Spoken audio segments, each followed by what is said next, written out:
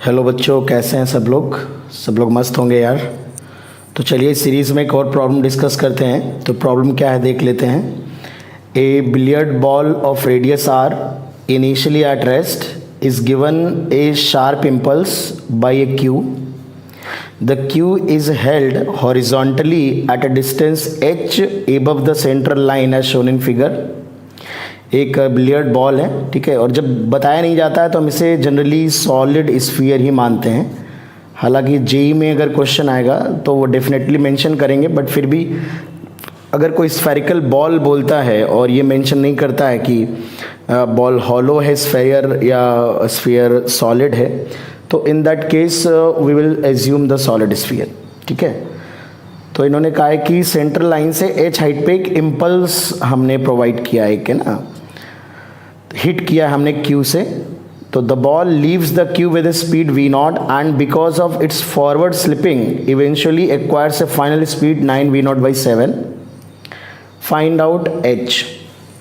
तो h calculate करना है कि किस हाइट पे हमने इसे स्ट्राइक किया होगा ताकि फाइनली 9 v नॉट बाई 7 इसकी स्पीड हो गई। तो ये एडवांस्ड का काफ़ी पुराना प्रॉब्लम है, एडवांस में पूछा भी गया है, बट डिसेंट क्वेश्चन है, इसलिए ये हम लोगों ने यहाँ पे पिक किया है। तो सबसे पहली बात तो यहाँ पे जो हमने क्यू से हिट किया बेटा, एक इम्पल्स प्रोवाइड किया है हमने ना, एक इम्पल्स हमने यहाँ पे दिया है। एक छोटे से टाइम इंटरवल के लिए एक बड़ा फोर्स अप्लाई किया होगा, इम्पल्सिव फोर्स। तो मान लेते हैं कि लेट इम्पल्सिव फोर्स जो हमने दिया है, लेट इम्पल्सिव फोर्स जो लग रहा है वो कैपिटल एफ है और वो dt टाइम इंटरवल के लिए लग रहा है, dt टाइम इंटरवल के लिए। तो सिचुएशन क्या है, पहले पूरा डायग्राम बना लेते हैं।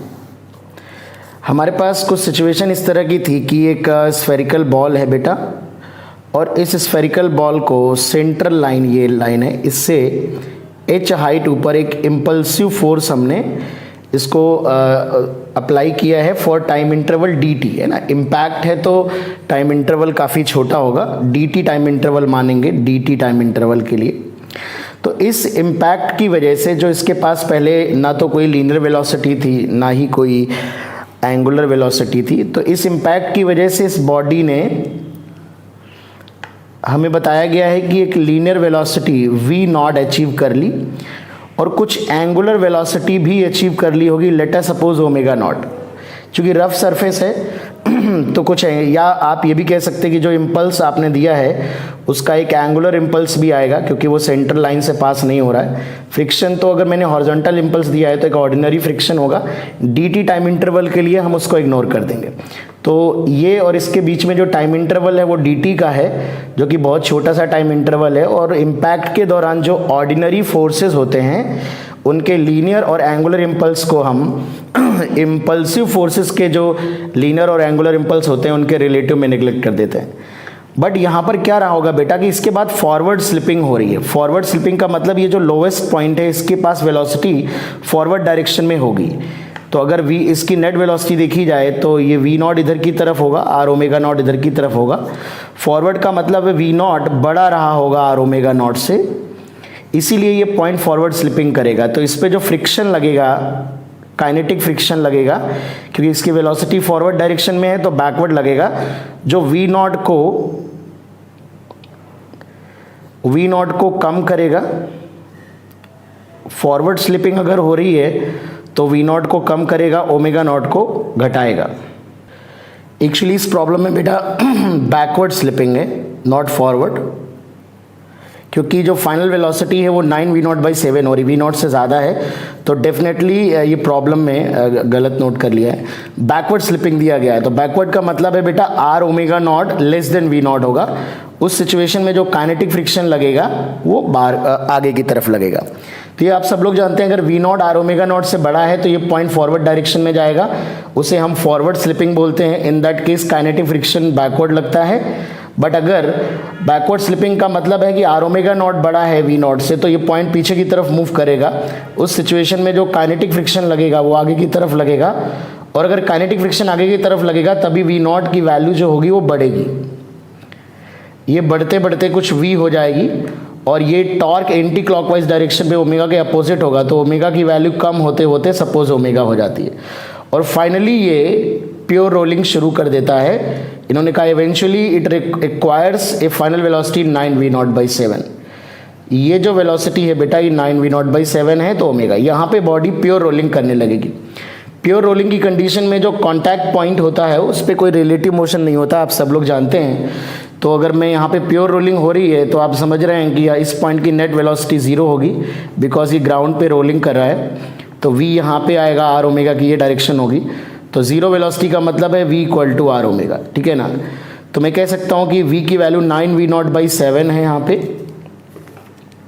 9v0/7 है, r से डिवाइड कर देंगे तो फाइनल ओमेगा की वैल्यू ये होगी। तो this is the whole problem, ठीक है। यहाँ पे बैकवर्ड स्लिपिंग है, नॉट फॉरवर्ड स्लिपिंग। तो ये प्रॉब्लम है कि हमने एक बॉडी रेस्ट पे थी, उस पर एक इम्पल्स प्रोवाइड किया, एक इम्पल्स अप्लाई किया है, उसकी वजह से बॉडी ने कुछ लीनियर वेलोसिटी अचीव कर ली। एंगुलर वेलोसिटी के बारे में बताया नहीं गया, बट इट इज़ अंडरस्टूड कि अगर हमने सेंटर ऑफ मास से हमारी लाइन पास नहीं हो रही है तो कुछ एंगुलर इम्पल्स भी होगा, तो it will acquire some angular velocity also. तो उसकी वजह से ये एक जस्ट आफ्टर इम्पल्स की स्टेट है, this is just after impact, ये जस्ट आफ्टर इम्पैक्ट की स्टेट है। और उसके काफ़ी देर के बाद धीरे धीरे ये स्लिप करता हुआ जाएगा, I mean rolling with slipping कह सकते हो, फॉरवर्ड बैकवर्ड स्लिपिंग होगी, और उसकी वजह से ये फाइनली रोलिंग करना शुरू कर देगा। तो इन दो स्टेट के बीच में अगर देखा जाए तो चूंकि ये एक्सटर्नल फोर्स भी लग रहा है, तो आप कह सकते हैं ये एक्सटर्नल फोर्स एनर्जी भी सप्लाई कर रहा है, मोमेंटम भी दे रहा है, एंगुलर मोमेंटम भी दे रहा है। तो ना आप एनर्जी कंजर्वेशन लगा सकते हैं, ना आप मोमेंटम कंजर्वेशन बॉडी पे अप्लाई कर सकते हैं, ना ही समझ रहे होंगे बहुत सारी चीज़ें मन में आती हैं। तो यहाँ पर आप क्या अप्लाई करेंगे, तो यहाँ पे दो हम बेसिक चीज़ें अप्लाई करेंगे, इम्पल्स मोमेंटम थ्योरम अप्लाई करेंगे। तो सबसे पहले हम यहाँ पे लीनियर इम्पल्स मोमेंटम थ्योरम लगाएंगे, ठीक है, linear impulse momentum theorem, impulse momentum theorem. तो ये हम लोग ने पढ़ा है कि लीनियर इम्पल्स जो होता है, लीनियर इम्पल्स जो होता है J = डेल्टा P, ठीक है। External impulse equal to change in linear momentum होता है। तो अगर F force dt time interval के लिए माना है तो F dt इसका इम्पल्स होगा, टूवर्ड्स राइट डायरेक्शन है तो पॉजिटिव ले लेते हैं, और सेंटर ऑफ मास की फाइनल वेलोसिटी जो अचीव कर लेती है v0, तो mv0 फाइनल मोमेंटम। अब यहाँ पे बॉडी का मोमेंटम लिख रहे हैं, तो बॉडी का मोमेंटम होता है mass into velocity of centre of mass. तो v0 सेंटर ऑफ मास है, इनिशियल मोमेंटम 0 था। तो एक इक्वेशन ये बच्चों अप्लाई करेंगे, और एक एंगुलर इम्पल्स अप्लाई करेंगे, एंगुलर इम्पल्स।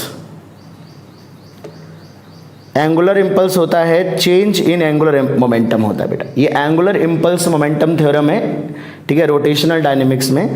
तो एंगुलर इम्पल्स ये हम सेंटर ऑफ मास के अबाउट लगाएंगे। देखिए जब तक कोई फिक्स्ड एक्सिस ना हो, अगर फिक्स्ड एक्सिस ऑफ रोटेशन ना हो तो आप एंगुलर इम्पल्स जनरली आप सेंटर ऑफ मास के अबाउट ही लगाइए, उससे सूडो टॉर्क के जो इम्पल्सेस आएंगे वो कंसीडर नहीं करने पड़ेंगे। तो इसकी जो लाइन ऑफ एक्शंस की सेंटर से परपेंडिकुलर डिस्टेंस है वो h है। तो लीनियर इम्पल्स होता है torque into dt, it is change in angular momentum about centre of mass, so I centre of mass omega. तो टॉर्क जो है उसे मैं लिख सकता हूँ F into perpendicular distance h into D T. I है हमारा सॉलिड स्फीयर है तो 2/5 mr² इंटू ओमेगा नॉट, ठीक है, ओमेगा नॉट उसकी वैल्यू है बेटा। तो F इंटू डी टी को मैं लिख सकता हूँ, या इसको हम लोग सब्ट्रैक्ट कर सकते हैं, तो एक रिलेशन यहाँ से मिल जाएगा। This is equation number 2। Sorry, इनको डिवाइड कर लेते हैं। तो इनको जब डिवाइड करेंगे तो यहाँ से ओमेगा नॉट की वैल्यू हमारे लिए आ जाएगी, ठीक है। तो इन दोनों को अगर मैं डिवाइड कर लेता हूँ तो देखिए एक रिलेशन हमें यहाँ से मिल रहा है, एक रिलेशन यहाँ से मिल रहा है। तो इक्वेशन नंबर 2 में इक्वेशन नंबर 1 को डिवाइड कर देते हैं, तो यहाँ से ये h = आ रहा है, h = यहाँ से आएगा, m से m कैंसिल आउट हो जाएगा, r² ओमेगा नॉट 2/5 और डिवाइडेड बाई v0। तो ये बच्चों हमारा एक इक्वेशन आ जाएगा। यहाँ से अगर हमें वी नॉट और ओमेगा नॉट का रिलेशन मिल जाए तो वी नॉट और ओमेगा नॉट का रिलेशन यूज़ करके हम एच की वैल्यू निकाल सकते हैं। तो अब हम अगर आगे देखें कि मोशन किस तरह से हुआ है, तो यहाँ पे वी नॉट और ओमेगा नॉट आने के बाद बॉडी स्लिप करी है और स्लिप करने के बाद फाइनली वी और ओमेगा अचीव कर लिया, वेलोसिटी इतनी है और एंगुलर वेलोसिटी इतनी है। तो अगर इसको अब मैं इनिशियल स्टेट और इसको फाइनल स्टेट मानूँ तो कोई भी पॉइंट अगर मैं इस लाइन पे ले लूँ, एनी पॉइंट पी, और उससे ये एक्सेस ले लूँ, पास होने वाली एक्सेस जो इस पी से पेज के परपेंडिकुलर होगी, तो आप देखिए जो भी फ्रिक्शन लगेगा वो यहाँ से पास होगा। ठीक है, मैं यहाँ पे दिखा देता हूँ आपको। जब बॉडी स्लिप करती है तो एक वेट लगता है एक्सटर्नल फोर्स, एक आप देख लीजिए ये नॉर्मल रिएक्शन लग रहा है और एक ये लग रहा है। तो कोई भी पॉइंट अगर मैं देखूंगा तो सारे के सारे रियल फोर्सेस यहीं से पास, ये रियल फोर्स यहाँ से पास हो रहा है और इसका mg का जो क्लॉकवाइज टॉर्क आएगा नॉर्मल mg के बराबर होगा, नॉर्मल का उतना ही एंटी क्लॉकवाइज टॉर्क आएगा। तो p पॉइंट के अबाउट जो टॉर्क होगा वो ज़ीरो होगा। तो एंगुलर मोमेंटम कंजर्व कर सकते हैं, एंगुलर मोमेंटम कंजर्वेशन लगा सकते हैं अबाउट पॉइंट p, या p पॉइंट से पास होने वाली ये जो एक्सिस है जो पेज के परपेंडिकुलर, उस एक्सिस के अबाउट हम एंगुलर मोमेंटम यहाँ पे कंजर्व करेंगे। ठीक है, तो आप देखिए इसको अगर मैं इनिशियल स्टेट मान लूँ और इसको फाइनल स्टेट मान लूँ और इसका एंगुलर मोमेंटम हमें कैलकुलेट करना है। एंगुलर मोमेंटम हम कंजर्व करने जा रहे हैं इन दोनों स्टेट के बीच में। तो इस पॉइंट के अबाउट, इस एक्सिस के अबाउट अगर कंजर्व करेंगे तो एंगुलर मोमेंटम कैसे लिखेंगे? किसी भी बॉडी का अगर ट्रांसलेशन प्लस रोटेशन हो रहा है, अगर ट्रांसलेशन प्लस रोटेशन हो रहा है तो एंगुलर मोमेंटम पहले लिखेंगे अबाउट सेंटर ऑफ मास लिखा जाता है, फिर सेंटर ऑफ मास का इस पॉइंट के अबाउट लिखेंगे। तो सबसे पहले हम लिखेंगे सेंटर ऑफ मास के अबाउट होगा 2/5 mr² I centre of mass into omega naught. ये क्लॉकवाइज एंगुलर मोमेंटम आएगा, ओमेगा नॉट का सेंस आप देख रहे हैं क्लॉकवाइज है, प्लस सेंटर ऑफ मास का इस पॉइंट का अबाउट लेंगे तो ये जो लाइन ऑफ एक्शन आ रही है ये कैपिटल R इसकी परपेंडिकुलर डिस्टेंस होगी। तो mv0r ये भी क्लॉकवाइज डायरेक्शन में होगा। This is the initial angular momentum about this axis passing through point P and perpendicular to the page. Final angular momentum अगर देखेंगे तो इसका आएगा 2/5 mr² omega plus m into v into r. v की value 9v0/7 है, ये put कर सकते हैं हम लोग। तो एक रिलेशन यहाँ से हमें मिल जाएगा 2/5, m कैंसिल आउट कर देते हैं तो 2/5 r² omega naught plus v0 r, एक r भी कैंसिल आउट कर सकते थे, चलिए नेक्स्ट स्टेप में कर देंगे। 2/5 r² ओमेगा की वैल्यू है 9v0/7 r, ये हमने कैलकुलेट करके रखी है, आप देख लीजिए। ठीक है ना, तो प्लस m कैंसिल आउट हो गया, v की value again 9v0/7 r put कर दीजिए, इनटू r पुट कर देते हैं। तो यहाँ से अगर आप सिंप्लीफाई करेंगे तो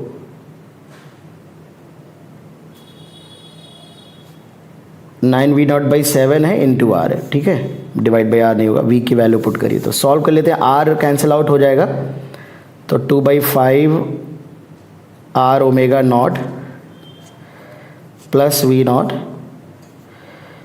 इट इज़ 2/5, या r से r कट जाएगा, इंटू 9/7 या 9/7 v0 कॉमन आएगा, r से r ये ख़त्म हो जाएगा, एक r से r और एक r कॉमन होके कैंसिल आउट हो रहा है, तो ये 2/5 प्लस 1। तो यहाँ पे बेटा 2/5 r omega naught equal to ये आएगा 7/5, तो ये 9/5 v0 बचेगा, 7 से 7 कैंसिल आउट हो जाएगा, minus v0। So it is 4v0 divided by 5। तो अगर हम थोड़ा सिंप्लीफाई और कर ले तो यहाँ से रिलेशन आ रहा है v0 इक्वल टू 5 से 5 कैंसिल आउट हो जाएगा, r omega naught divide by 2। तो एक ये रिलेशन बच्चों हमारे पास आ रहा है, ठीक है, एक ये रिलेशन आ रहा है। तो एक रिलेशन बेटा हमने ये कैलकुलेट कर लिया, और एक रिलेशन अभी हमने ये अप्लाई किया, ये कैलकुलेट निकाला था h इक्वल टू, आप देख लीजिए h इक्वल टू। तो यहाँ पर अगर मैं ये रिलेशन यूज़ कर लूँ, h इक्वल टू था हमारा 2/5 r square omega naught divide by v naught. तो अगर मैं आर ओमेगा नॉट की वैल्यू 2 वी नॉट रख दूँ तो 2/5 ये वी नॉट रहेगा, एक आर रहेगा, आर ओमेगा नॉट की वैल्यू 2 वी नॉट रख दी तो वी नॉट कैंसिल आउट हो जाएगा। तो h इक्वल टू आ जाएगा 4r डिवाइडेड बाई 5। तो this is the answer to this problem. तो बस बेसिक लॉजिक यही है बेटा कि फर्स्ट ऑफ ऑल हमने क्या किया है, प्रॉब्लम को अच्छे से फ्रेम करना होता है, उसके बारे में अच्छे से आपको सोचना कि कैसे आप उसको अप्लाई करेंगे। तो सबसे पहले हमने इन दो स्टेट के बीच में अप्लाई किया है impulse momentum theorem, linear impulse momentum theorem और एंगुलर इम्पल्स मोमेंटम थ्योरम। फिर इन दोनों स्टेट के बीच में से इनिशियल और इसे फाइनल माना है, एंगुलर मोमेंटम कंजर्वेशन अप्लाई किया है, और उस तरह से हमने प्रॉब्लम सॉल्व किया। ठीक है, तो इसका आंसर है हमारा 4r